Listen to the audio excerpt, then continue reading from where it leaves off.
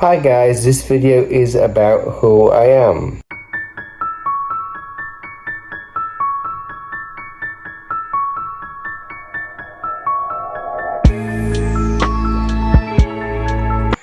I'm 48 years old now. I'm a guy, obviously, and as you can tell by the accent I was born in.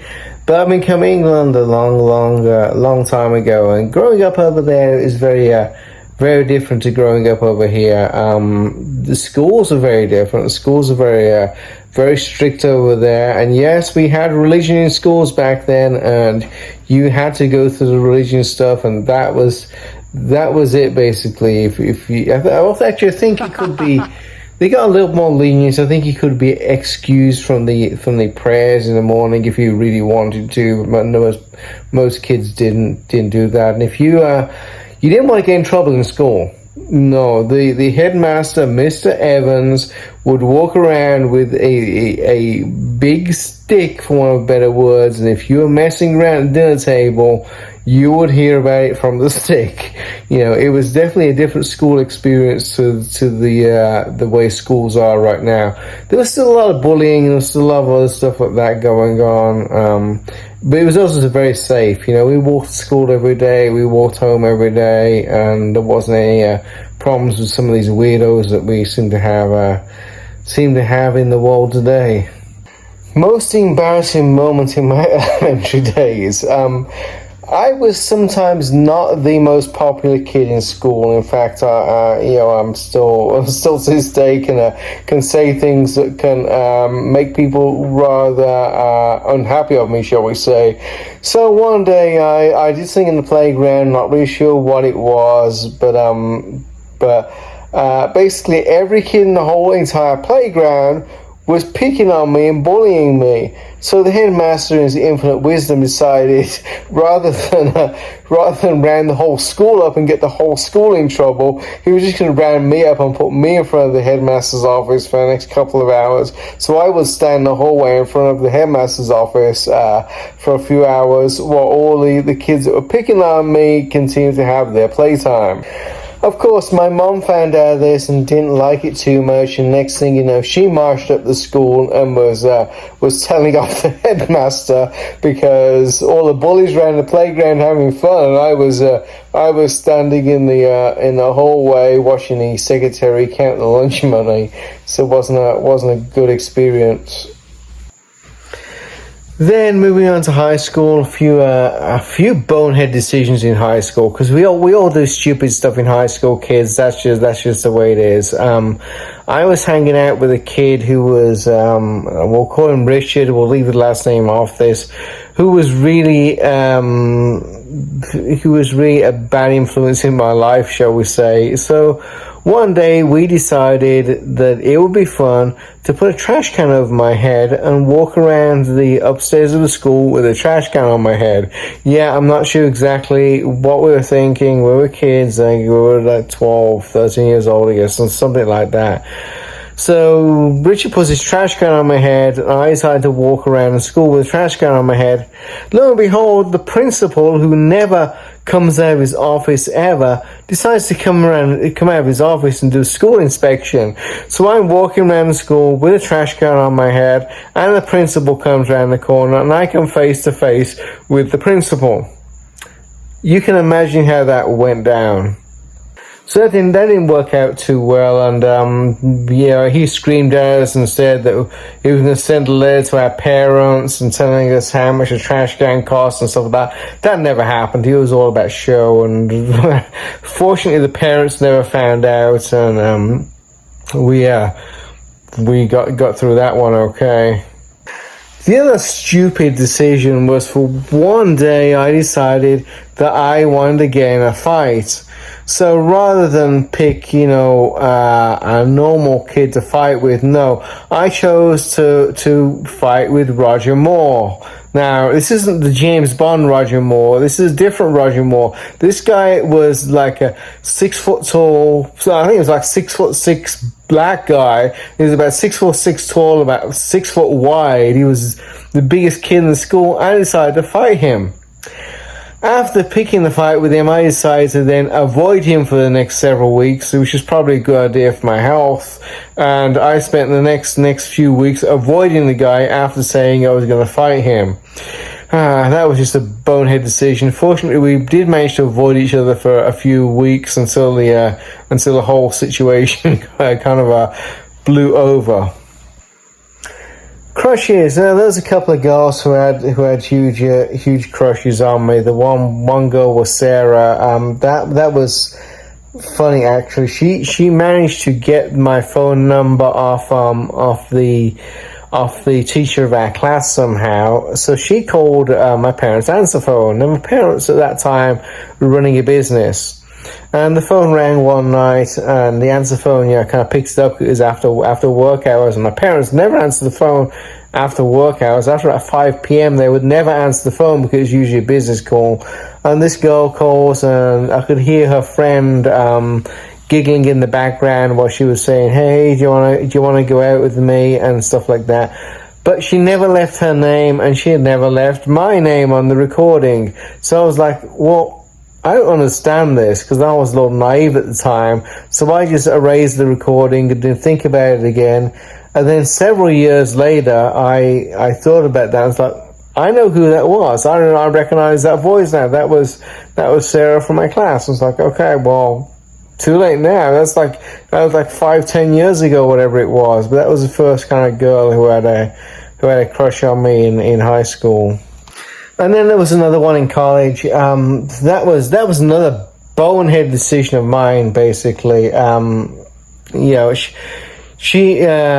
would sit outside the computer lab and just sit around and wait for my class, basically. And she came up with a couple of friends and started talking to me, and she was actually kind of attractive and everything. And yeah, she would have been nice, I have to say. And for whatever reason, I was just completely not interested, and I completely just didn't want to talk to her. Gave her kind of no answers, and she and her friends, after about 15 minutes, pushed off, and I never saw them again. And that's, if we can give a lesson to the kids out there, is if you ever give the opportunity just to go out and have a date with someone, just go ahead and do it. It doesn't matter. If it doesn't matter, if that person doesn't check all the boxes or whatever, just go and have a date and have fun with that person, and maybe you'll realize later in life that you actually like that person, and but you don't want to miss opportunities with meeting people, let's say.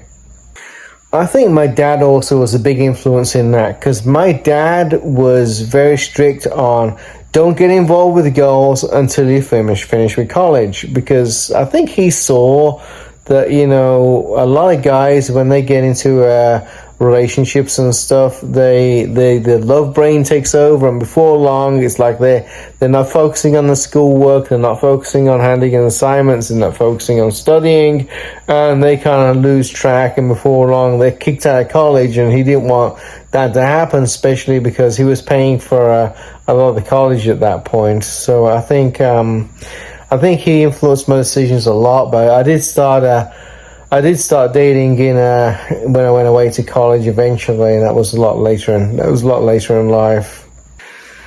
So my dating experience was very little until I got to about I don't know, about 40, 45 or something, when I started dating again for a second time. And I had half a brain with me back then, because I was a complete knucklehead when I was dating the first time over there in England. My first date was a girl called Helen, and she got completely blasted drunk on the first date. I didn't drink at all, and she was drunk within an hour, and I was drinking cokes, and that was it. It was completely incompatible, shall we say, and we never saw each other again, apart from one other time when coincidence happens, and I happened to sit next to her in the exam, and after the exam was over, I said, "Hey, how you doing?" And that was about it. We never really saw each other again.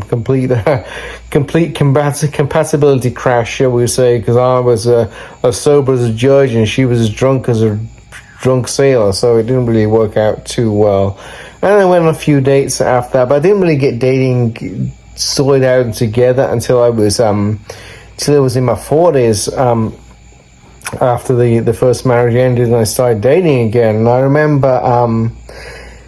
remember driving back from a date with a girl, and I stopped at a red traffic light, and I was kind of thinking about things, and I was thinking, Matthew, you have no idea what you are doing. You are dating for the first time in your life, and really, and you're now 45, and you have no clue what you're doing. And that's really what got me going on self-growth and self-development and that kind of stuff, because I was still very naive. I was still very young. I hadn't gone on many dates before I got married the first time, and now I'm just getting back into this, and it was a whole completely new experience for me, and I was learning as I was going, and I was making a lot of mistakes dating women as well. So I was back in my 40s, 45, 46, whatever age it was.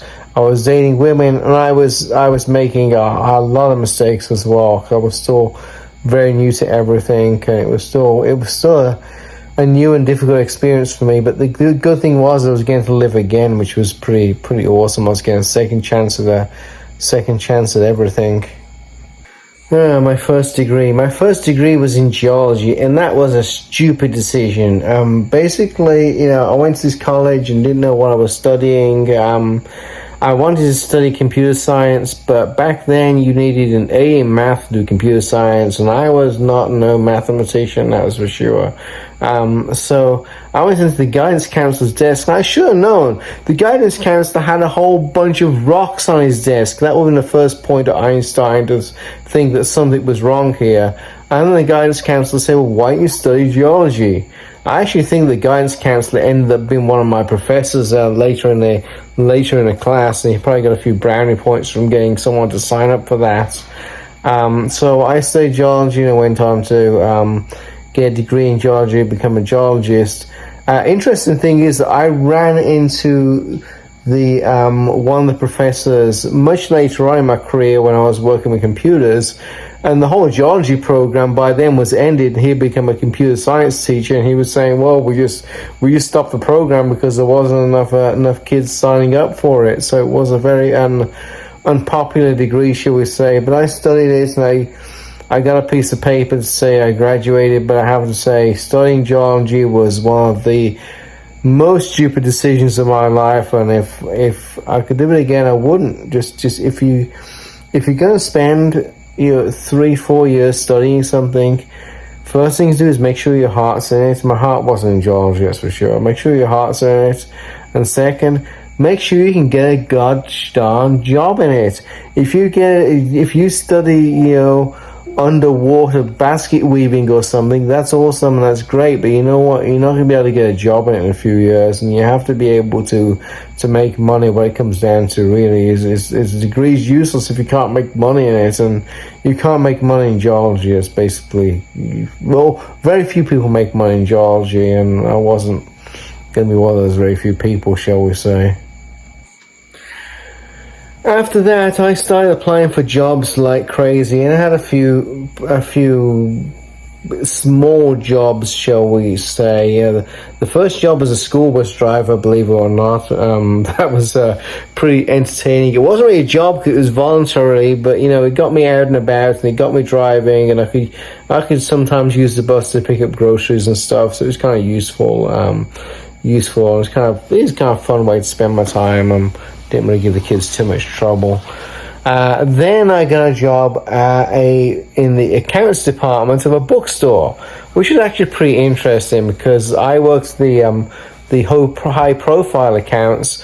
So I sent out bills to people like Michael Caine, and I think I sent a bill out to Hugh Grant at one point, and people like that. We had these actors that were basically on the subscription list, and we would send out invoices to these people and make sure they paid their bills and everything else, because that was back in the good old days and people actually bought books and didn't do everything on the internet like right now. I'm kind of glad that I didn't work there for too long, because we all know what happened to Barnes & Noble and places like that. A lot of those places really closed down with Amazon on the internet and everything that happened to since then, but that was a long time ago. Interesting story was that I actually, going to that job, I actually got completely lost. The building didn't have a sign on it or anything, so I actually ended up having to walk into the local police station, ask one of the police officers where this building was, because I had absolutely no clue.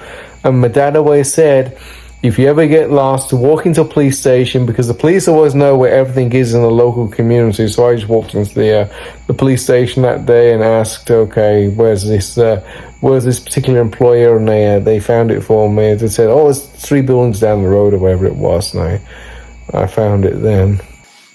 My first real job, well, there's one before that. My first real job was at the college, when I basically started working in technology. They took a chance on me, and it gave me the worst migraine in the world on the first day in that job, because now I had this very quiet spoken Indian boss with a big goatee, who would mumble a lot and stroke his beard a lot like this, and he was trying to explain how this computer network worked.